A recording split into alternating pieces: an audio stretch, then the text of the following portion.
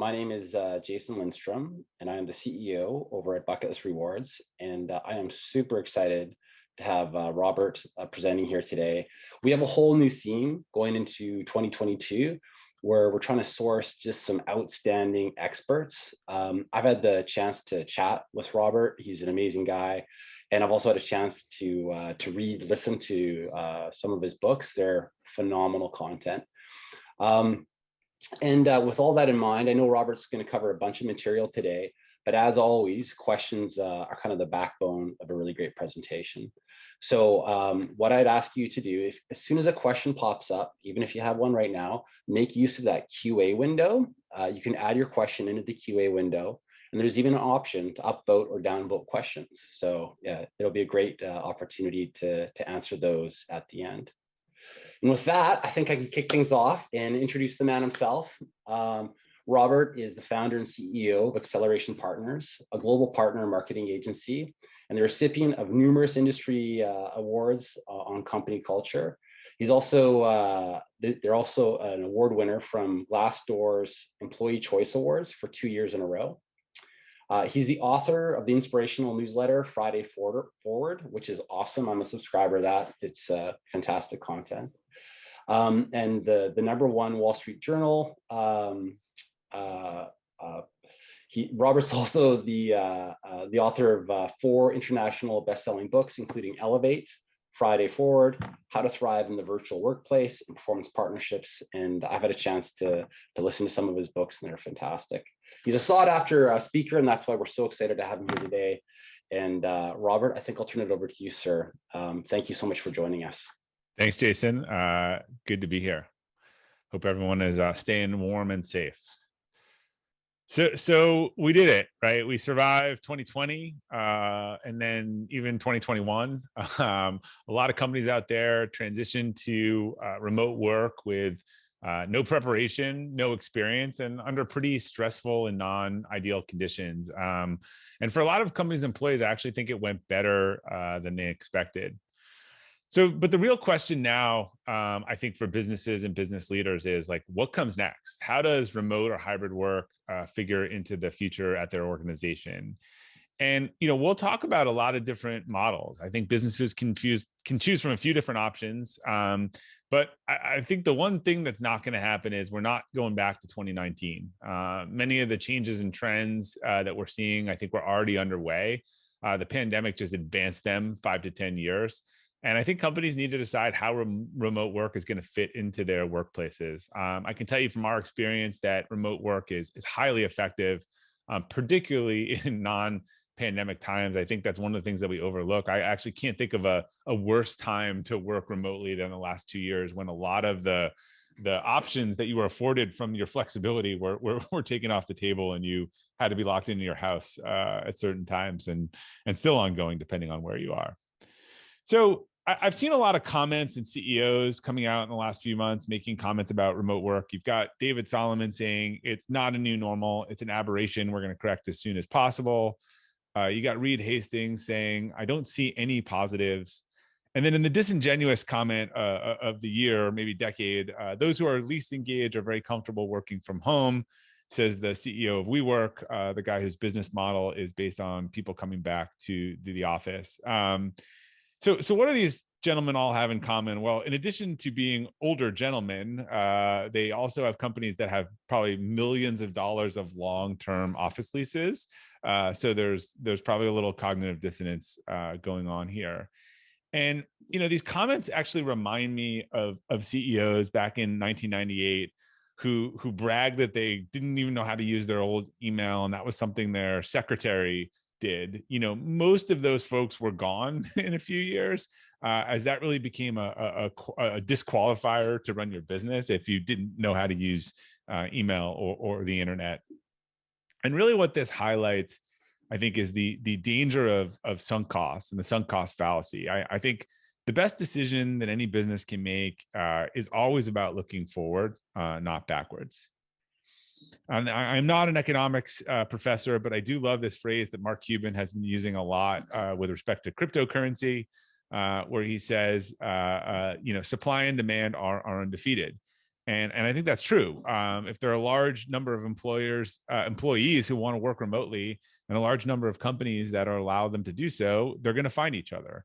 And I think companies, have to ask themselves, whether they're willing to lose top talent by forcing people to return to the office full time, even after demonstrating and showing that work could get done successfully outside of the office walls. So when I was actually writing the book, How to Thrive in the Virtual Workplace that Jason talked about, I surveyed 2,000 of my subscribers who worked remotely in 2020, and I think important to point out that half these people fully in office pre-pandemic.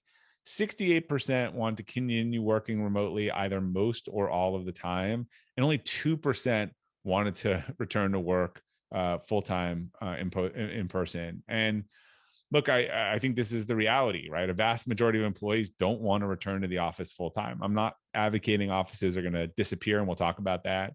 But employees value the flexibility that remote work offers, and they feel like they've proven that they can excel working from home. So I'm not prone to hyperbole, but I truly believe this is the biggest decision that companies have made holistically about their business or work environment and practices since that decision in 2020 to kind of go digital or ignore this little internet fad thing. And we kind of know how that ended up based on which side of the equation they took. I think how businesses make their decision and manage it is going to impact their business for years to come. I thought I'd touch quickly on sort of our journey to be a fully remote company, which sort of, I would say, started in earnest in 2007. We honestly were just trying to solve a pain point. We were winning top brands.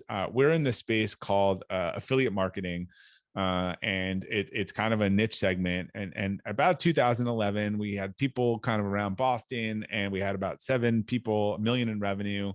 And we help pretty big companies do these programs, and the talent was just spread out all over the country, and we need to hire senior talent for these programs.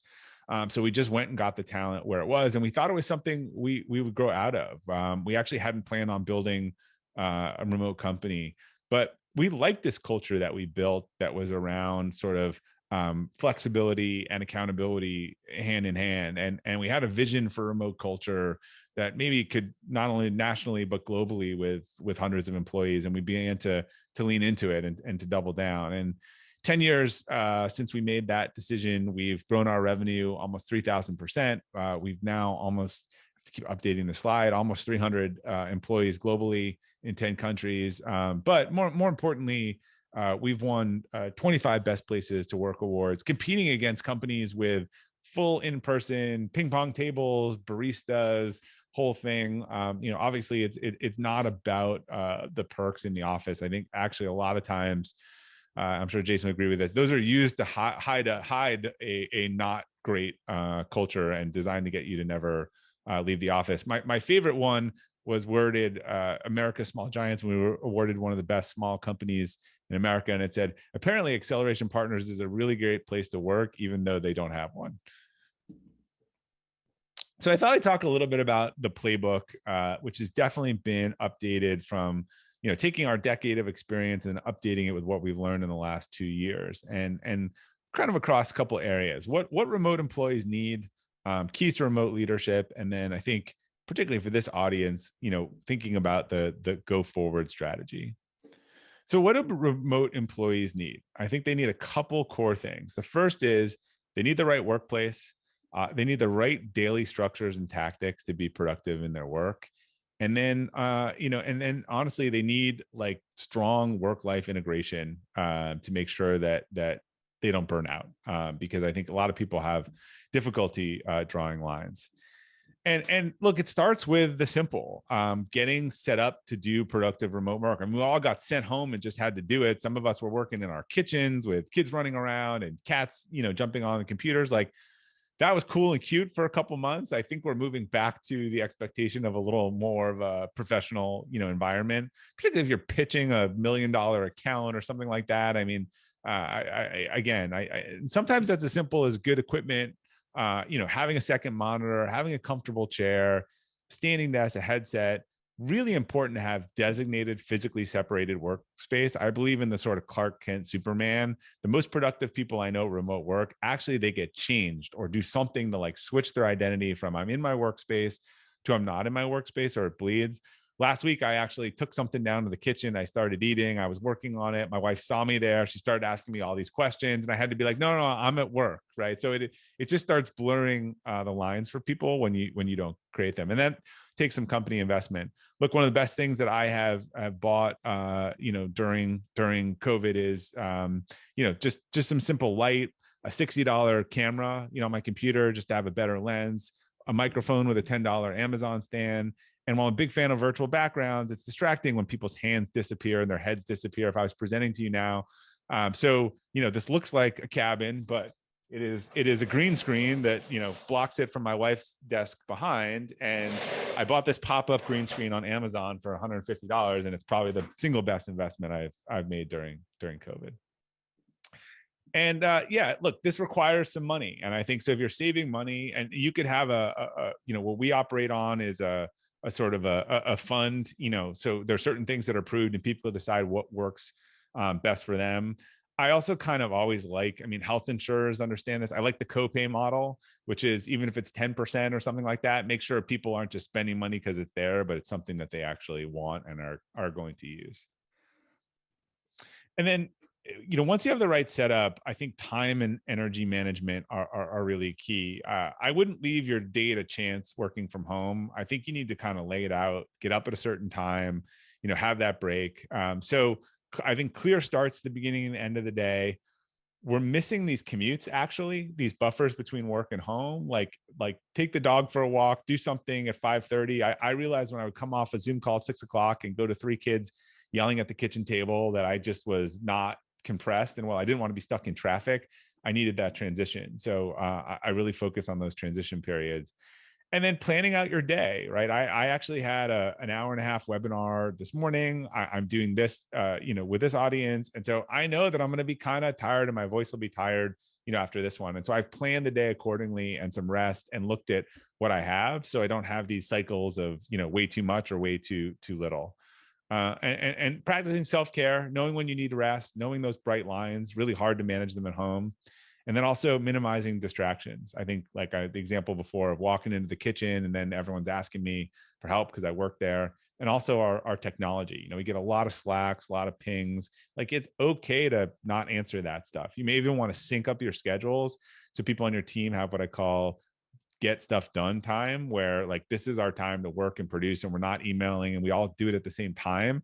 Then we're kind of not bothering anyone. I used to call it airplane time, which is pretend I'm on an airplane and you can't email me and you can't call me and life goes on, right? Somehow, no one's ever tried to pull the airplane out of the sky. Well, we need to try to, protect our work hours like that.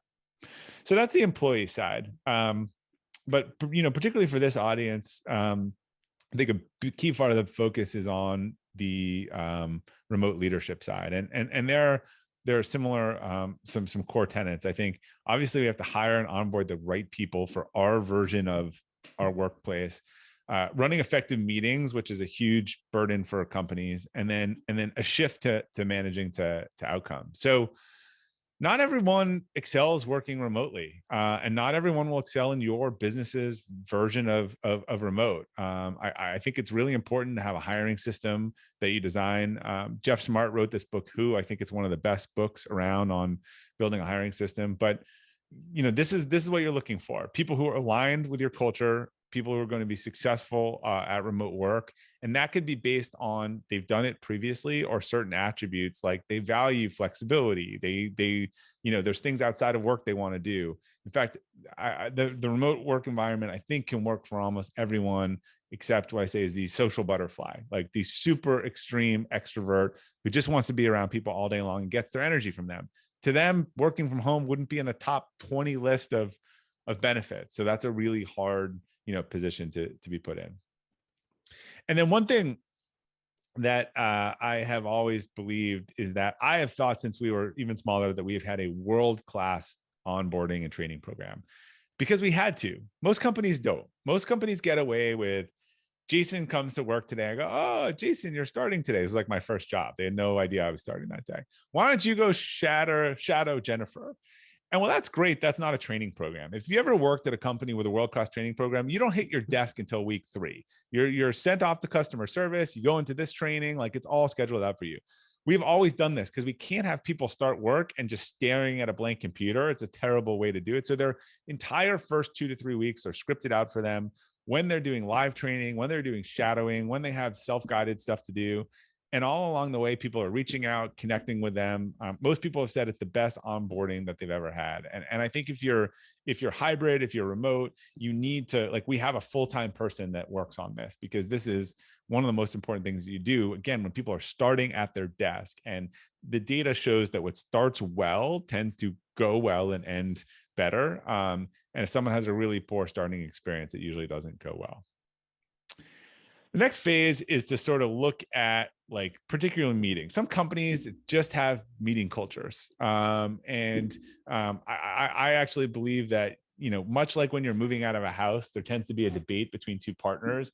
Like, if a meeting is not providing much value in the office, we use the Traction system, and, you know, the Traction in EOS has this notion of this level 10 meeting. It's called a level 10 meeting because if people aren't rating it a 9 or a 10 at the end, and they're rating a 5 or 6, like, why are you having the meeting? So, like, think about the things that you don't need anymore and throw them out. If you've had a useless meeting, don't just move it to virtual. Get rid of it. Maybe there's something that could be done in a different way. Little video updates, written updates, you know, rethink it. The other thing is data's coming out on this, is that, you know, you're gonna have people tire out at a couple hours of Zoom a day. It's just, it's exhausting. It's different from in person. And so I would assume that you should take any in-person meeting and figure out how to cut it in half, right? Turn an hour meeting into a 30-minute meeting, 30 minutes into 15, because where you can have a day with 5 or 6 hours of meetings in the office, I don't recommend it. Someone who's doing that on Zoom will be absolutely toast by the end of those meetings. Best way to cut meetings, and Jason and I were both in EO, and I was president of my EO chapter. First thing I ever did in any organization, nonprofit I'm in, is I eliminate update meetings. I hate update meetings. Maybe it's my ADD, but a meeting is supposed to be a dialogue and a discussion. It's not supposed to be people reading things that I could have read, you know, for myself. So if you want to find a way to cut the meetings, we took the memo system that Jeff Bezos does at Amazon, where if you're going to have a meeting, you write up all the pertinent information in advance. People are expected to read it going into the meeting, and then you have a dialogue. So when we're catching up and updating all of our, like, senior leaders on our board meeting, there'll be a 3-page memo that they go into. Then people process information in different ways. They come in and ask it. Every board I'm on, particularly with finance, I've gotten ruthless about this. Like, you can send me your financial updates and I can read them. I don't need to listen to you read off spreadsheet numbers for 45 minutes. What we should do is discuss the thing about the finance that's really good or really bad, and talk about how we're going to fix that. So if you're seeing a lot of update meetings in your organizations, get this information out to people in advance, have them come to the meeting prepared. You'll cut the meeting time in half, and that's really valuable time. The other tool that I leaned into during COVID is asynchronous video. So I hadn't really used it as much. You know, there were a lot of things going on in March, April 2020 that needed a lot of updating. We had people all around the world. I didn't want to keep having all company calls, but I felt like these were kind of sobering messages or things I needed to deliver, and people need to see, you know, my facial expressions and see the, you know, the genuine concern or empathy behind them. So I would just turn on the camera and I would record it, and I would send it out to the whole company, and they could watch it at their convenience. And I found it a great way to communicate. And even since then, actually, I know some people use some of these things for sales or marketing, but someone on my team sent me an issue, and it was a super complicated issue. And I was like, oh, it's going to take me an hour to respond. I got to document all this out. And then I'm a really slow editor. And instead I just turned on my camera and I was like, hey, Sarah, like, I know this has really been a heated issue, but here's why I think we need to do this. And, like, I think if we don't do this, we're really going to regret it. And it was like a 5-minute video. And I got an email back saying, all good, we're on the same page. And I just saw a couple of people move their sort of monthly update emails to kind of quick 30 or 60 minute second videos. There's no 30 or 60 minute videos, 30 or 60 second videos. And again, context is helpful. I can't see any of you, but you can see me. Hopefully I look like a nice guy. I'm smiling, right? I think some of these messages, whether they're super positive or they're concern or they're sobering, like, it can get lost in an email. It's helpful to see the emotion that goes along with a presentation. This is the number one issue that I think everyone is struggling with switching to in remote management, and that is managing outcomes, not inputs. Some people have gotten super comfortable at managing inputs, right? And an input is, how much time was Sally in the office? How many calls did Brad make? And these aren't really the best ways to manage people. I'll give you all a choice between two people that can come work in your sales organization. The funny thing is, we understand this in sales. We don't understand it in other parts of the organization.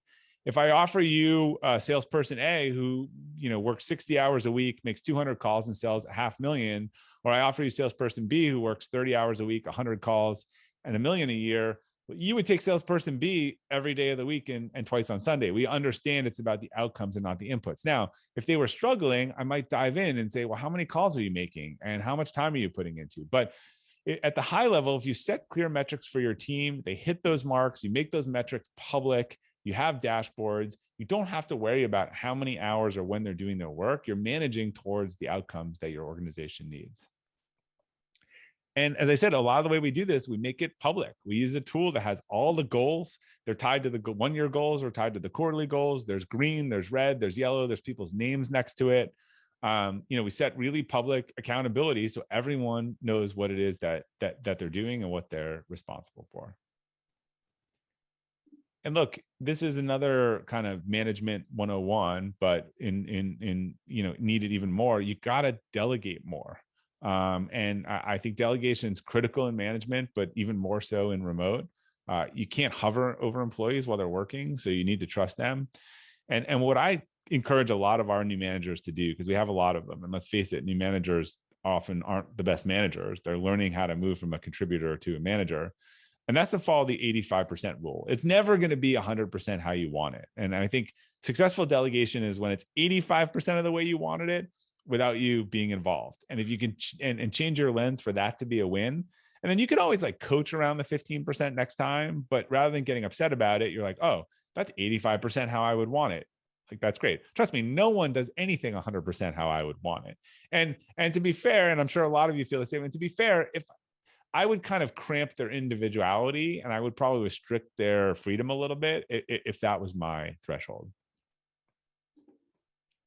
So I think this concept is super important. Trust, but verify. So remote work is really dependent on trust. I was on an onboarding call with someone on my team this morning. I asked people when they joined to sort of share some stories of past boss. One reason she left the last organization, her boss made her be on Zoom all day long, and which was exhausting and from a place of distrust. So people will do better work when you know that you trust them. I think you got to give trust first and then have high standards. So trust people until you not give them a reason not to. A lot of people use the 2 out of 100, the exception, not the rule. If 2 people broke your trust and 98% didn't, you should treat everyone like the 98%, not the 2%, right? Wouldn't that make kind of a lot more sense? And with that, though, I really think it's important to trust but verify. Look, if the sales aren't there, dig in. Are the calls being made? If something seems out of whack, then you should dig in. This is why the world has auditors, right? Sometimes what we're told is not exactly what it is. So there's always the right to audit it. But I like this notion of setting trust. We actually had someone on our team, who lost their childcare years ago, was not honest about it, and their work really suffered. And when someone dug in, they found out, and we're very clear about, you can't, this is not a job where you can work while you have your kids, or taking care of your kids. It's not that sort of role. You can have flexibility, but not at the same time. And, the trust was so broken with the team that she had done that she actually ended up leaving on her own. And again, I think that's the standard you want, which is like, look, we gave trust here. We gave all the chances here. And so, you are the benefit of that, but also once you cross that, it's very hard to get back. And that falls into this notion of availability and accountability. I think you need to set expectations for your colleagues, managers, and direct reports for when you're available and when you're not. We follow the what I say are sort of in-office standards. So if you're grabbing lunch, if you're getting a coffee break, something like that, going to the restroom, like you don't need to tell anyone about that. And we're a flexible culture, but if you're going to disappear for a couple hours during work hours, like you need to tell someone that. Say you're going to the baseball game, you're going to picking up your dad, you're going to do whatever. But it's just more respect to tell people you're not going to be there so people aren't looking for you. There's nothing that erodes trust faster than people that can't be found during normal work hours. Like that is something I've seen pretty consistently in our experience.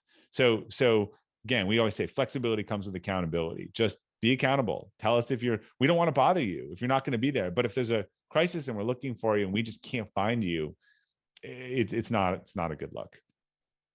A lot of people also ask me, hey, what spy technology do you use to keep track of your employees? And I say, don't use any spy technology. Now, I know some people are in financial services or banking or regulated industries. But again, back to that slide from before, inputs are far less important than outcomes. If you set the correct outcomes, manage those outcomes, you don't need to spy on people to know they're getting work done. I've seen a lot of companies trying to sell these software packages under, employees like them. They don't like them. And it's an entire burden to have managers go through logs. And you know what the number one thing that most of these programs are doing? They're tracking just movement or activity on the computer. They're tracking like mouse movement and whether someone's just being active, which is the ultimate input message. By the way, you can go on Amazon. One of the fastest growing sellers on Amazon is a mouse mover that you plug in and it moves your mouse all day. So I would argue that if you're using spy software, if your employees are using mouse movers, you have lost whatever battle you are started, before it's even started, and you probably don't have a very good culture at your company. Apologies to those who are operating in that way. So we've talked about some of the tactics, but look, this is where I think leadership needs to plant its flag. Sorry, it's American. I could have done a hybrid one for this.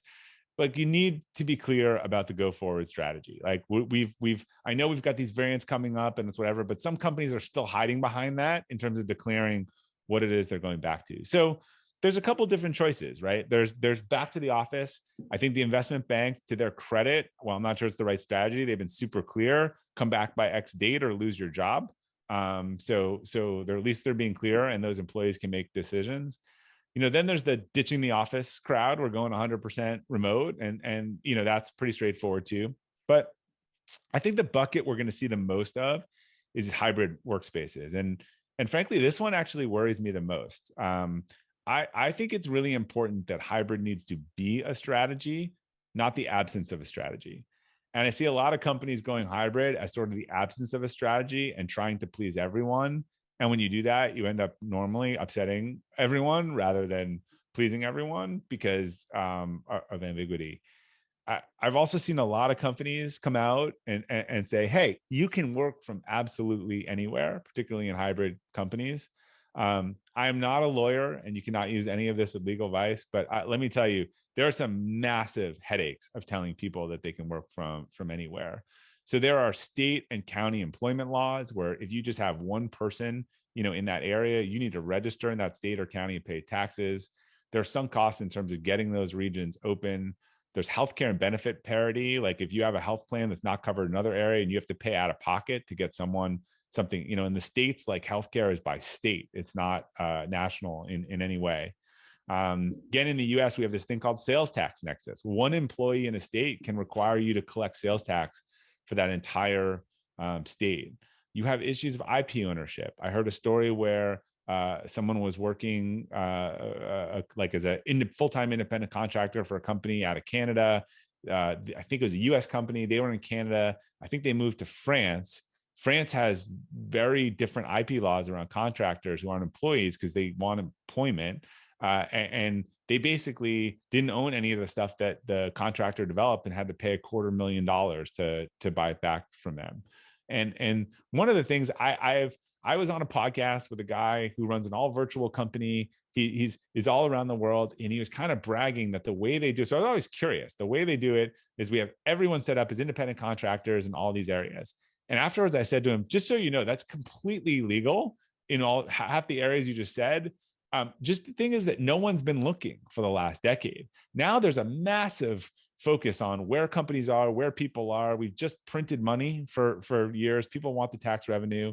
So just because you've been doing it for 10 years and you were probably breaking the law, it's not a good reason. And the states really need the money, as I said, and they're coming after it. And so there are a couple of solutions that address some of these. One is, I think, figure it out in advance. We tell people very clearly where they can work, where they cannot work, where are approved things, and I'll talk about that. Again, this goes to hybrid. Be crystal clear about what people can do and not do. Upfront is much more important than cleaning this stuff up after. And then leverage PEOs in the US or employers of records otherwise. These are organizations that set up entities all over the world, and they can actually legally employ, co-employ with you. And while there's a high premium per employee, it's a great way to get set up with 2 or 3 people in a company without having to spend tens of thousands of dollars and opening an entity. Globalization Partners is a great example of one that's growing like crazy and lets you hire people in 150 companies. And again, you may be tempted to ignore this or this problem down the road, but let me just tell you when it matters. This stuff always comes up in due diligence. And that's when, either an investor or a PE, where you're going to put money in your company and you realize you have a massive liability, or you're selling your company, you're having an IPO. There's a story in my book about a company that was going to go public, and all the developers were paid as independent contractors, and they held them hostage and extracted stock from them in order to be able to go public. So if you're thinking at all about selling your business, there are due diligence consultants that HR that are paid to go through this. And again, if you have illegal employees in these states and countries, it's going to be really expensive and a mess to get out of it. So some of the questions I think that leaders should ask or be able to answer in a hybrid workplace is, how far from the office can people live? When are they expected to be in the office? Is it 9 to 5? Is it Monday, Tuesday, Wednesday? Is it 50% of the time? Is it for certain tasks? Can it be on short notice if you live 2 hours away? How are meetings handled? I've heard some really smart CEOs say that, when we do Zoom meetings and some people are in the office and not, we're all going to do it on our individual computer. So it's not like us and them and a bunch of people in a room and then someone kind of up in the corner. How are you going to level the playing field in terms of, reviews and FaceTime? And then again, blue, white collar divisions. There are some companies where certain roles require to be in the office, but the manager's role doesn't have to be in the office. But if that's your whole team, you probably don't want to work from home all the time when they're in the office. So, these things are even different by potentially division and region within a company. It's not that there's a right or a wrong answer. I just think you should have an answer for as many of these questions as possible if you're declaring remote work. Our secret sauce for this, I generally don't recommend copying the U.S. airline, industry as a business model, but what we call the hub model. So we hire people in sort of collections of people in geographic locations. It's kind of an 80-20 rule. So 80% of our people are in these hubs, and these are areas with 20 or more. And they're with kind of an hour circumference of a major airport: Boston, Philadelphia, Denver, Seattle, London, Sydney. And this allows us to create in-person collaboration opportunities, team building, socialization, also really good for in-person interviewing. Also, for the type of culture we have and want to build, myself and our CEO can fly around and we'll have hub weeks. And in 2 weeks, all the hub will meet and we'll fly to all those meetings. And so we can touch the entire company. We can meet with people, 30 people at a time, 40 people at a time. If they were in 100 different places, we would never have a chance to connect with the whole company. So we have not seen this model super emulated, but it's been really successful for us. And then it also gets around some of those state issues and stuff. Again, we're saying you can work in a hub. Here are these approved hubs, and then this is what a vacation looks like versus living and working abroad. So I do think that some things are permanently changing, as I said in the beginning. The expansion of remote work is changing this pattern we've had for years. So typically you were young, you started working in a city, you got older, you had kids, you wanted some more space, you kind of migrated to the suburbs, and then you commuted back into the city where a lot of those jobs, were. There was sort of the city to suburb bridge. Well, I think that as remote work becomes more popular, I think we're going to see that bridge close. I think people that want to live and work in a city will live and work in a city, and people that want to live in a suburb are going to look for more options where they can work from that suburb most of the time. Upwork did a survey during the sort of initial phase of COVID, and 55% of people said they wanted to relocate over 2 hours away from their current location. A lot of these folks in the suburbs are your late 30s, 40, 50-year-olds, with kids who make up a lot of your middle and upper management. So if you think about, if companies aren't prepared to offer remote work to these folks, they may be caught flat-footed in a changing world of demand. So I love this notion of flying your flag. I always say, like, we are what we are. We're not for everyone. Our company, our core values are own it, embrace relationships, and excel and improve. We are a remote work first company. We are a client service organization. Not going to get around that. If you hate client service, probably won't like working at our company. And we're really fast paced. We're trying to be a leader in a digital industry that moves quickly. And we had some great reviews on Glassdoor. I think, interestingly, these are some of the negatives that people posted who left 4- and 5-star reviews. So working from home is amazing, but don't assume it's a cushy job. It's an agency, so it's fast paced. You really need to be self-motivated to work in a company that's 100% remote. This is a fast-paced environment with a lot of work. Our best employees are trying to scare away people that are thinking, oh, well, it's remote, it should be easy, should be flexible. We're really trying to say to people, here's our value prop, our version of this, our version of remote work, our value proposition. And if you're fit for it, you'll love it. And if you're not, we're trying to get them to self-identify out of that, or their peers are trying to get them to self-identify out of that. So just recapping a couple of the key takeaways, I think. One, we're not going back to 2019. If you're waiting for that, you might be waiting for quite a while until someone invents time travel. I think, again, we're past the point of needing to pick a strategy and need to be supporting it. McKinsey did a study earlier last year that said that 30% of companies hadn't made a decision, and 40% of companies were so vague in their decision that employees didn't know what to make of it, and it was causing them stress. So that's 70% of the population where the employees aren't totally sure what they're going back to, but they kind of know what they want. And then, again, last but not least, I think hybrid needs to be a strategy in itself, not the absence of one. So that's what I have to share. If you're interested in the book, which Jason mentioned, I think a lot of people sign up will get it. There's also a resources page under virtual for a lot of the things that I talked about, and a deeper version of this in a course for people who are looking to do it with their team. And that's at remote.course.com. That is a wrong expiration code. We moved it. That'll work until the end of January. So I know I saw one or two in the Q&A, but I'd love to please put in your questions, and we would love to jump in and answer them. Awesome. And I actually have a bunch of questions to start off with here. But Yeah. First of all, Robert, it's cool. I was taking notes as you went through that, and I have a bunch of questions and also a bunch of just awesome comments and like really good takeaways. So thank you so much for that information share. And I'll jump into the questions. And as I go through these, again, attendees, please feel free to jump in as well and just put your questions into the QA window. We'll definitely do our best to get to them. So opening question for you, Robert. You provided a number of great ideas and tips on the remote and hybrid workplace. What tip or action item do you think is most impactful? Like, where do you think what's something a lot of companies miss, but they should really be dealing with? Yeah, I'm going to pick two. So I think the meetings, people are just, killing a lot of time and energy. So that's the biggest one, cutting them in half, getting rid of update meetings. But I think the management philosophy is this shift towards outcome-based. If you can't get by the way, if you're in an office, you should be doing outcome anyway. Like, these are all mostly foundational best practices. The quote I like hearing is this notion of, I think, when the water goes out, you see who's not wearing their bathing suit, the tide. And I think that's what this is. Like, obviously, the companies, like, a lot of these things are just foundational best practices that if you have a trusting, outcome-oriented environment, you probably had an easy shift to remote work as an organization. If you had a distrusting, input-oriented, butt-in-seat culture, it was probably a miserable transition. So I think that's part of it. Awesome. And then, so a follow-up question. What I heard you say is meetings, cutting meetings in half, and moving to an outcomes-based culture. Outstanding. I have two follow-up questions for Yeah. the meeting piece specifically. You talked about rolling out the memo meeting, that concept from Amazon where you send out the memo in advance. Yeah. How did you roll that out, and did you get much pushback at first? Yeah, any tips on that?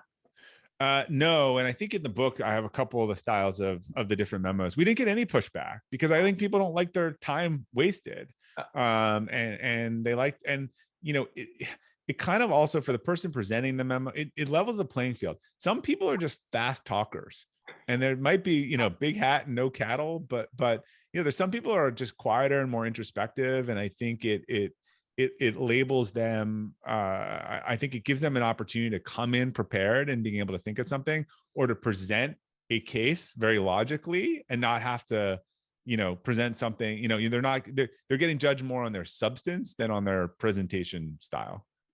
Awesome. Yeah, that was in fact the memo meetings was one of my favorite takeaways from the book. And related to that, when you talked about building outcome-based cultures, I think in the book you referenced every job description has clear KPIs identified for 6 months and 12 months. Yeah.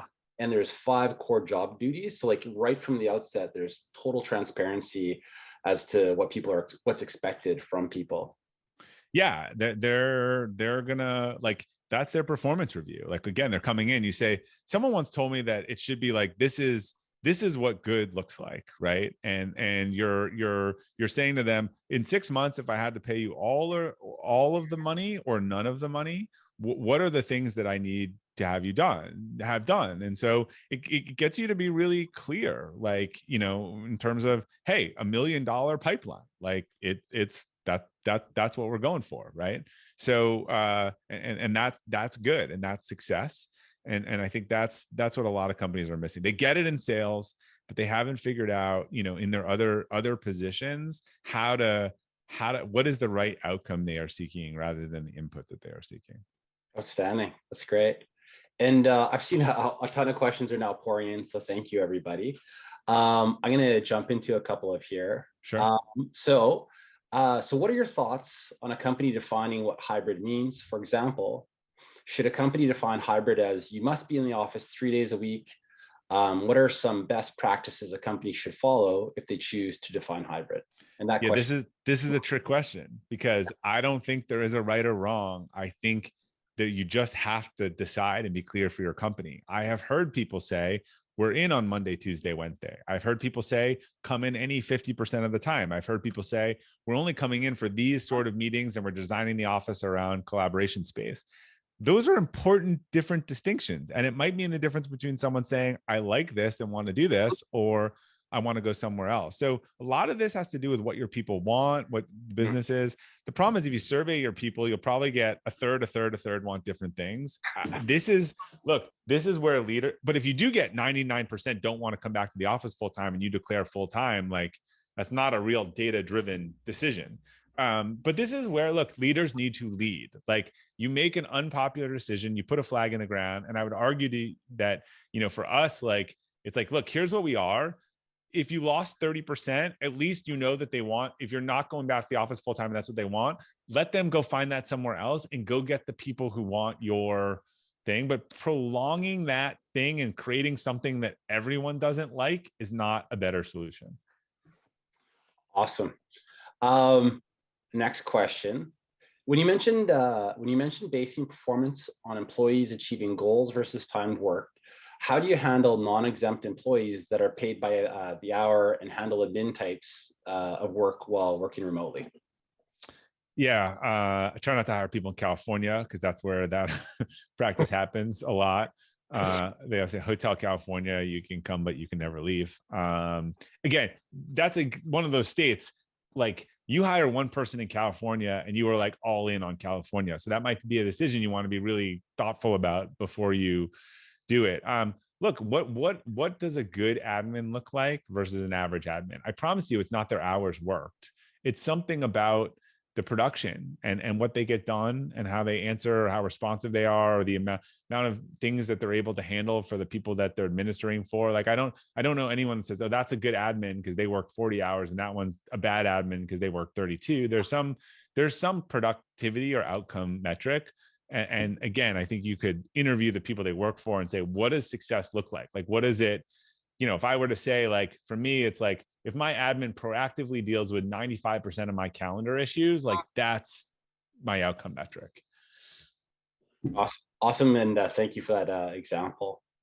And then a question from Lindsay. And this is a great one. So you mentioned to share key points before a meeting and then use the time together to discuss. Love it.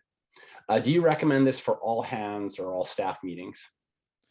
Depends on how much time you have. If a leader's speaking for like 60 seconds, and you're just getting some color and it's Jason saying, hey guys, thanks so much for the thing, like otherwise, then I think that's fine. If you start getting into 5 or 10 minutes and there's nothing about the delivery of that data that they couldn't have processed before, then, again, this also really depends on whether this is a 10-minute stand-up meeting or an hour, strategy meeting. That would probably be my scale. The longer the meeting, the more I would try to make it discussion, never done this before, maybe the DDD acronym, discussion, dialogue, decisions, right? That's not reading information to people. I think that's the distinction. But sure, like little 5-minute, like, morning meetings or 10-minute check-in meetings, like, then probably not. Where it's more work, to do the advanced work, it's probably not worth it. When you think about taking an hour meeting for some 20 of your key executives down to a half hour, I mean, that's tens of thousands of dollars of time. We at one point wanted people to be conscious of meeting. We gave everyone in the organization a rate, and you had to put in the meeting. So if you invited $500 an hour people, you had to write the meeting value of $2,500 in the meeting to bring people's awareness to it. That is such an awesome metric, because I think so many people undervalue other people's times, and by adding a metric, that's super powerful. Awesome. And here's kind of a good follow-up question as well from Lisa. Thank you, Lisa. When interviewing candidates, how do you differentiate between being comfortable working from home versus being successful at it? Yeah, I think you'd have to ask some behavioral-based questions there around what did they accomplish, how were they productive, how, like, if it's and you can sound like, what is something they did better from home that they did in person. I think you could start to tease out whether they said, look, when I was in the office, I get pulled into a meeting, I get asked this, when I at home I did this and I actually got more done. So again, you're looking for two things, and there's a bunch of these in the book. Demonstrated experience where they did it, that's always the best predictor, and now there's more and more of those. We didn't have a lot of those for a while. The other is characteristics of someone who would work well from home, people who are independent, self-motivated, those things. And then there's another bucket of, like, the circumstances would say the flexibility is important to them. They are a parent of young kids, they are someone who likes to travel, they are an elite athlete who's on a program that requires running 2 hours in the middle of the day. Like, those people are really going to value flexibility and don't want to lose it, so they're going to work hard for it. Awesome. Thanks for those examples, Robert.